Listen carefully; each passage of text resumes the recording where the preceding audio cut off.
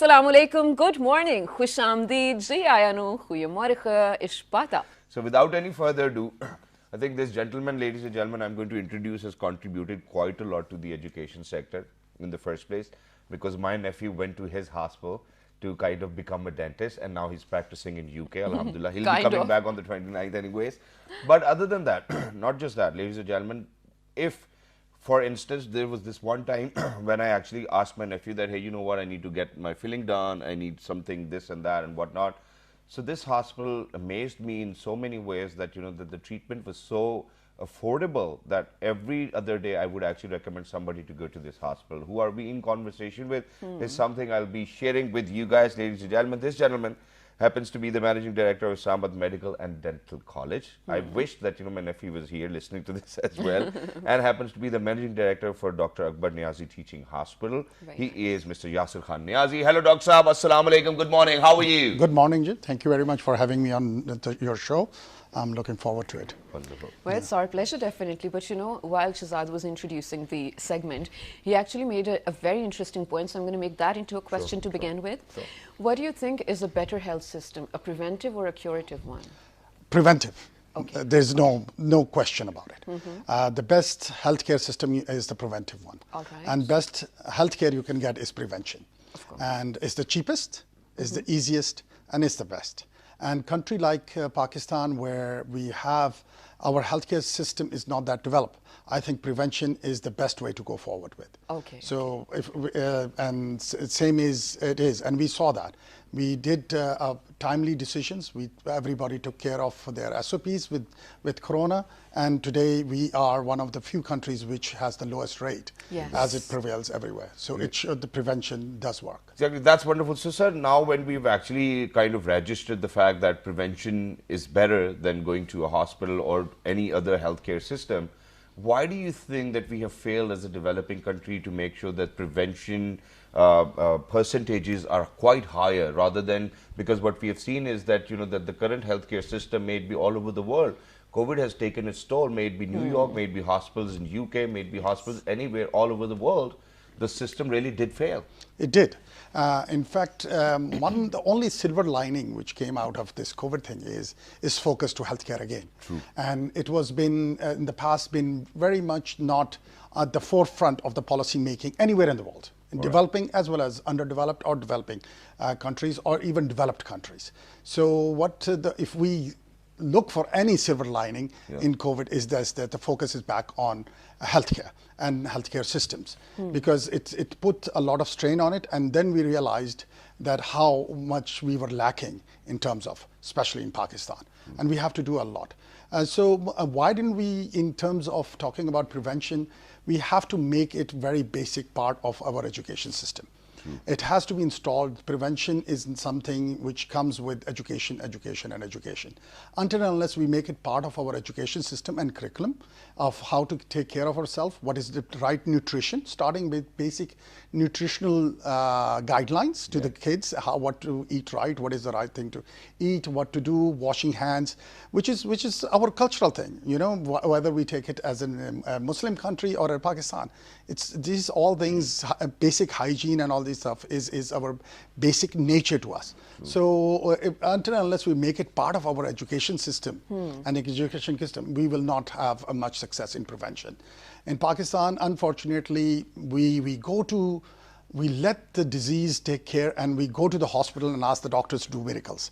And that's not where miracles do happen. Right, that is true. And you're absolutely right. We wait for it to take over because we don't have the habit of probably an annual or biannual checkup as well. You and I advocated so much, and I really hope, you know, it becomes a habit over here or becomes common, sort of.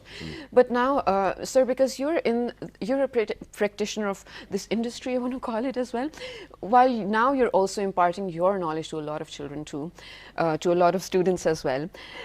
In your personal opinion and observation over so many years, what do you think is the right direction for a developing country to, in terms of healthcare system? To improve their healthcare system? Is it should we point fingers at the government all the time? Is it only a private partnership going to, you know, take place? What should happen? No, we can't blame the government for everything. You know, prevention, taking care of yourself, it's not government's job. It's every individual's job.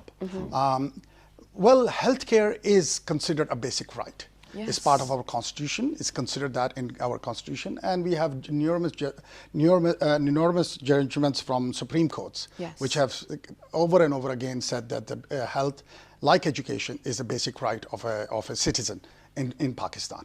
So we have to work on. First of all, we have to look at some of the stats before we start talking about it. Okay. Pakistan is ranked 139 out of 167 countries when it comes to healthcare index by WHO. We have one of the recommended ratio, bed to population ratio is 5. Pakistan has only 0.6. Okay. So we don't have enough beds for to take care of the patients. Another measure for healthcare system effectiveness is what we call healthcare worker density. It's the number of doctors, nurses, and medical technicians and paramedics per 1,000 people. Right. Recommended is 23. Pakistan is 12. Okay. So we lack a system.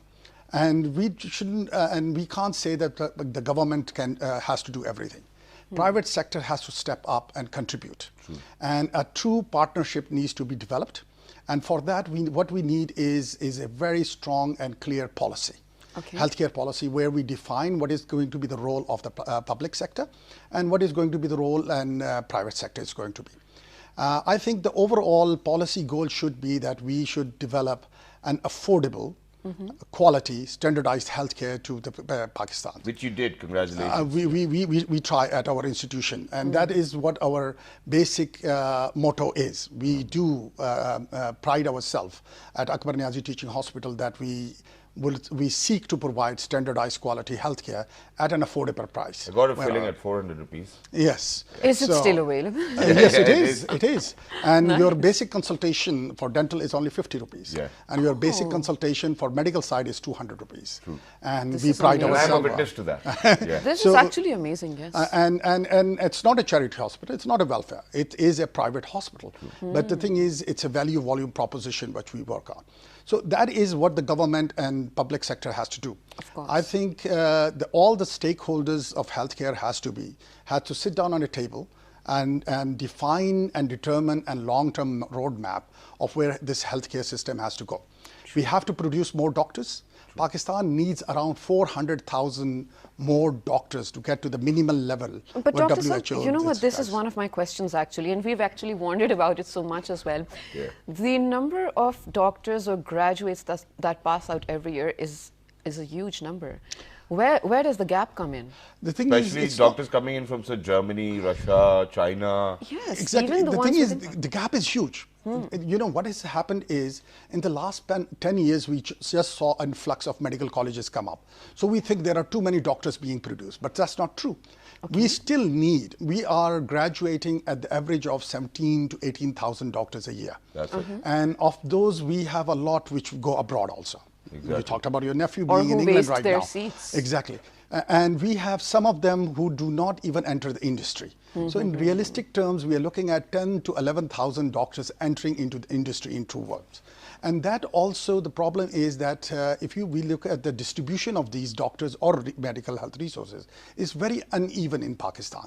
So you see a very heavy concentration on the urban centers, but when you come to the rural ones, you don't see that concentration happening. True. So the gap is still there. We need 25,000 to 30,000 doctors produced every year. And I'm going get to that back it level. up as well, sir. And the reason why I'm going to back it up is that, just a few days ago, we were actually talking about population, and Pakistan actually has a 1.9% of increase in population every single year. So obviously, we cannot put it to context where it's only 10,000 doctors graduating, when, alhamdulillah, more than 100,000 people are getting born every single year. That's one point. But sir, there's one more point which I want to focus on today, and that is that, so our doctors are world renowned. People actually travel from abroad to come and study away in Pakistan, Yes. for example. I gave the example of my nephew as well. And they are doing particularly well. One of my brother-in-law happens to be the head of department in psychiatry in England. The other one is a cardiologist in US, and they're doing wonderful work. Now, what is it that is wrong within our healthcare system? This is something which we are unable to identify, rather than because Pakistan is over-legislated, so we talk about it, there are a lot of policies. But what is that one particular thing you think is wrong in our healthcare system? Because even then, we are at the 139 in the index out of 160 or 70. You said it yourself. The answer lies in your question. Healthcare system. Okay. We have excellent skills, doctors. Yeah. But doctors are not healthcare system. All right. System has to be a wholesome system. True. It has to start from basic rural health and go all the way to tertiary care hospitals. True. How we connect them, how we provide, and how is the whole healthcare spectrum or continuum of healthcare, what we call, from prevention all the way to the treatment, is worked out, and it works.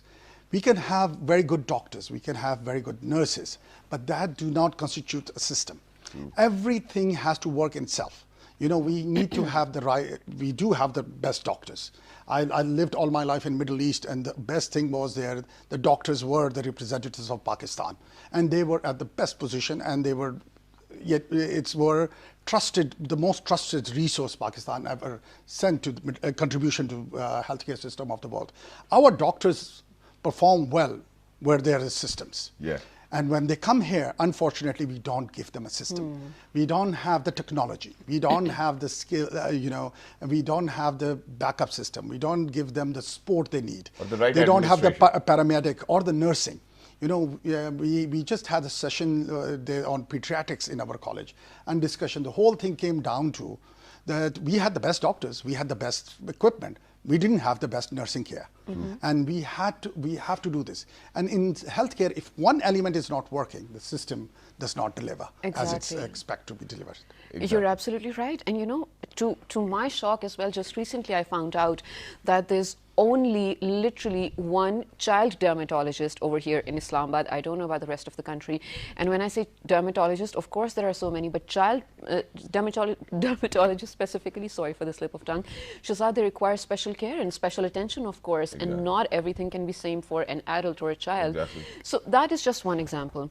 Now, coming back to you, Dr. Saab, when we talk about a public-private partnership, definitely this is not something where the government is going to make laws and implement. They're not going to force it on you that, oh, you have a private institution, this is what you have to do. There's a civic responsibility that has to come from within you and people like you to actually serve the nation. You do that, we understand, but just a small sort of a solution that comes to my mind, you tell me if it's possible. I actually want you to give out some practical solutions to wrap this segment up. When we talk about PHUs and similar units in rural areas, which are very far-flung and hardly monitored as well, I feel like the private hospitals near that area should actually come up and take the responsibility of, within these miles, the BHUs which fall in these miles, I'm going to take care of their resources. Maybe the equipment, yes. Yeah. Maybe the equipment, maybe I'm going to provide my nurses and doctors there from this hour to this hour. I don't know if it's possible. I do realize it's not at all commercial. It is possible. And you're speaking, you just took the words out of my Really? mouth. Okay. Absolutely, this is the solution. When I talk about the continuum of healthcare, you can't do that without doing basic health units and these things. And private sector is ready and wants to contribute. The private sector does not need regulation, does not need laws. What it needs is standardization. True. And ability and government policy and direction.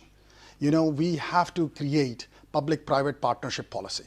Unfortunately, we have public-private partnership for every other segment other than healthcare. We have experimented with it, but we did not sustain and we did not go with it. Yeah. So yes, you need it. So if a clear policy comes out, a guideline comes up, and standardization is set up, private sector has the capacity in Pakistan and has the appetite to invest in all these things. Thank you very much for saying that. But I think that there's going to be a disagreement in between the private sector hospitals because when we talk about standardizing, I think there are a few who are actually beyond standards as well, and then there are a few who are still struggling to be at par with the standards. But we're not going to get into that discussion. Because, that's a long debate. Yeah, because we're very short on time. So, sir, very quickly before we wrap it up, first of all, thank you very much for joining us. Wonderful to have you over here.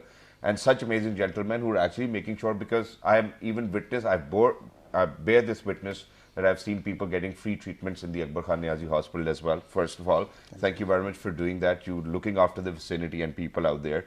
But sir, how do we make sure that we know whether we are healthy or not? Just by sitting, so just give us some quick tips that, okay, you check these things, these vitals of yours, and then if you think that you're feeling fine, you're fine. You don't have to check anything. Just check your lifestyle. Have a healthy lifestyle. Eat well, eat healthy, eat a lot of fruits, do a little bit of exercise on a daily basis. If something is wrong, get the early treatment in. and just a healthy lifestyle. And it will keep, and you will feel it yourself. You will know that you're healthy. Little changes in your lifestyle will tell you, your body will tell you that I'm doing well and I'm enjoying my life. Wow, that's wonderful. Thank you very Brilliant. much, Dr. Saab, for being with us. Lovely Thank to you be very in much. conversation with you, and for everybody who's out there. Ladies and gentlemen, as we spoke about it early in the morning, that the weather's so fantastic that she's actually wanting to go uphill. But where should we actually be going in our winter vacations is something we'll be talking about, and that too with kids who really have a lot of plans today. So let's be in conversation with them. Don't go anywhere. And for a healthy lifestyle, you really need to go around, move to other places, kind of see the entire world. Allah has kind of given us this opportunity. So as far as you have this opportunity with a lot of health, I think you're going to have a great time as well. So with that, ladies and gentlemen, we're heading on towards a Very short break. We'll be right back. Stay tuned. Good morning. morning.